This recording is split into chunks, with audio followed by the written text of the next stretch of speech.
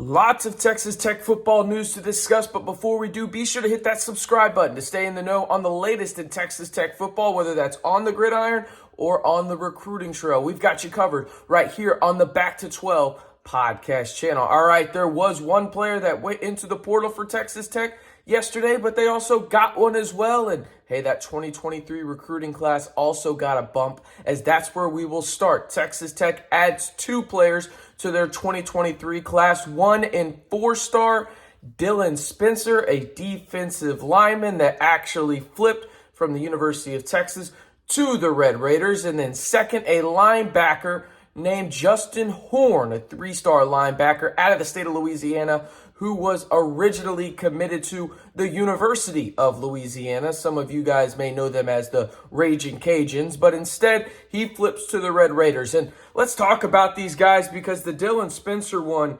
is pretty significant, if you ask me. Again, he flipped from the University of Texas to the Red Raiders, and some may speculate as to why. He was on his official visit to Texas Tech this past weekend, and obviously it went pretty damn well. And when you think about what Texas Tech has right now in their recruiting for 2023 in terms of on the defensive line, there's quite a bit of guys that could be impactful guys, and it starts with Spencer and Isaiah Crawford, the edge out of Post, Texas. There's some other guys they have as well as Nick Fatigue, and then you've got obviously Ansel Nadori as well, and then multiple other guys as well in this defensive class, including Jaden Cofield. You know what Texas Tech wants to do when it comes to recruiting.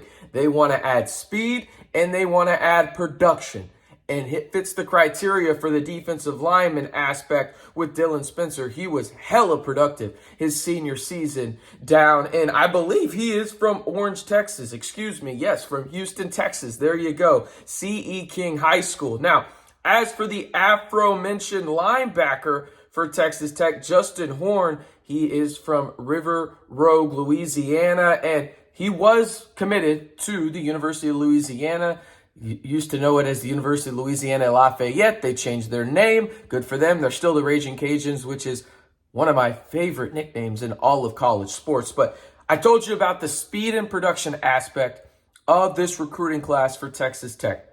Let's just say Justin Horne meets that and then some, okay? Horne is a rangy linebacker standing at 6'2", right now about 205, but this guy is a specimen when it comes down to it. He could have an impact early on, and that speed aspect that I talked about, he fits it and then some, as he has won the 110-meter hurdles as a junior in the state of Louisiana. Just all kinds of speed, all kinds of production as well. 144 solo tackles, 6 fumbles, all in one season, and also just to, put a cherry on the top of it, 17 tackles for losses and 6 sacks. That from my buddy Christopher O. Busby at Mr.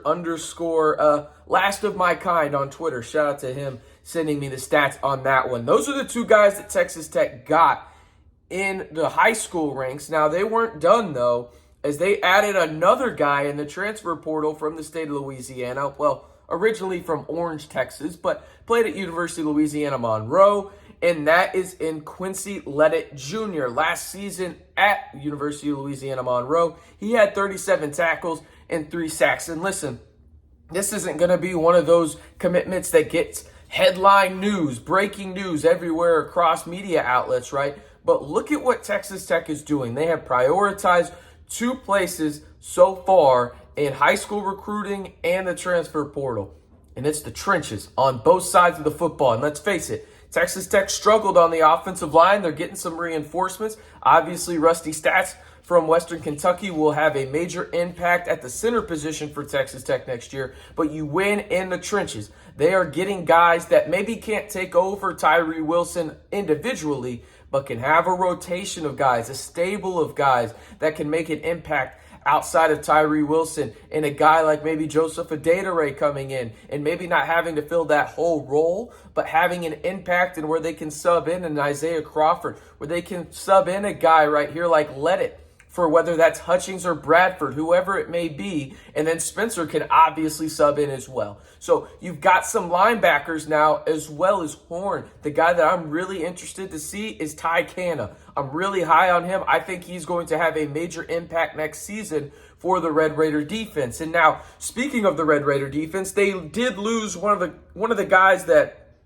I honestly thought would have a substantial boost in playing time next year, and that's Kobe Minor. But before we talk about the impact on that, be sure to like the video. And once again, if you haven't already, be sure to hit that subscribe button. We're trying to get to 1,500 subscribers here. And once we do, there will be a giveaway on the channel. Lyle and I had already discussed it. We'll have more details as we get closer to that number. But for the latest and best Texas Tech news, you know what to do. Hit that subscribe button, and while you're at it, be sure to like the video as well. All right, so I mentioned Kobe Minor goes off to the portal. Best to him. Hope he finds what he's looking for in terms of the portal. He's a talented player. I thought he was going to have a pretty big role for Texas Tech next year in the secondary. As for the starting secondary, it got a major, and I mean major impact news sighting yesterday by Tim DeRuyter, who said that Rashad Williams will return to the Texas Tech secondary. And why is this big? This is going to be, at least on paper, right now as it stands going into next season, your starting secondary for Texas Tech. And I've talked to a staffer that says this is the plan going into next year. You've got Dunlap and Williams at your corner positions. That could be one of the best corner duos in the Big 12.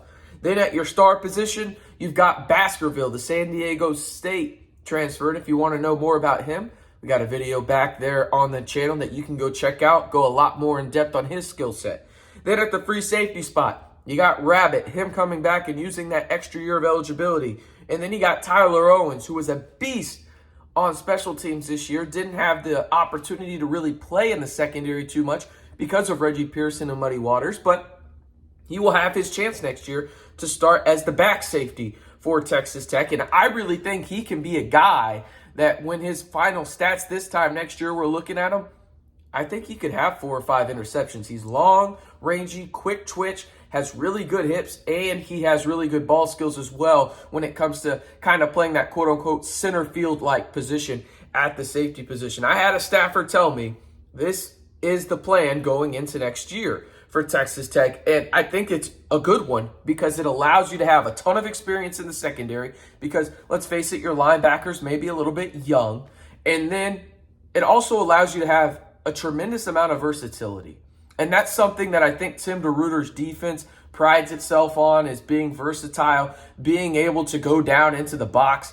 and not just play back there and play, kind of the, hey, not as gritty position, quote unquote, even though in my opinion, I think DB is the hardest position to play in football. But it allows you to go down there, be a part of the run game, and really make an impact in a multitude of ways defensively. So I'm very excited to see this group if it stands like this going into next season. But I can tell you this right now, Dunlap and Williams, that's arguably the best cornerback duo going into next season. Not just Texas Tech has seen, but maybe in the conference. Dunlap, obviously, a second team All Big 12er, and Rashad Williams is one of the most underrated corners, not only in the Big 12, but I think in the entire country in terms of his ball skills and just how long and rangy he is on the outside. But hey, that's going to do it again. Texas Tech, when you look at where they rank in the recruiting ranks, if you go to 24/7, they rank 22nd as a team. If you go to Rivals, it's 20. For the class of 2023, Joey McGuire and Crew. National Signing Day is tomorrow, and we will have a video out after everybody signs their national letters of intent. Once again, if you haven't already, be sure to subscribe for the latest and most breaking Texas Tech news right here on the Back to 12 podcast channel.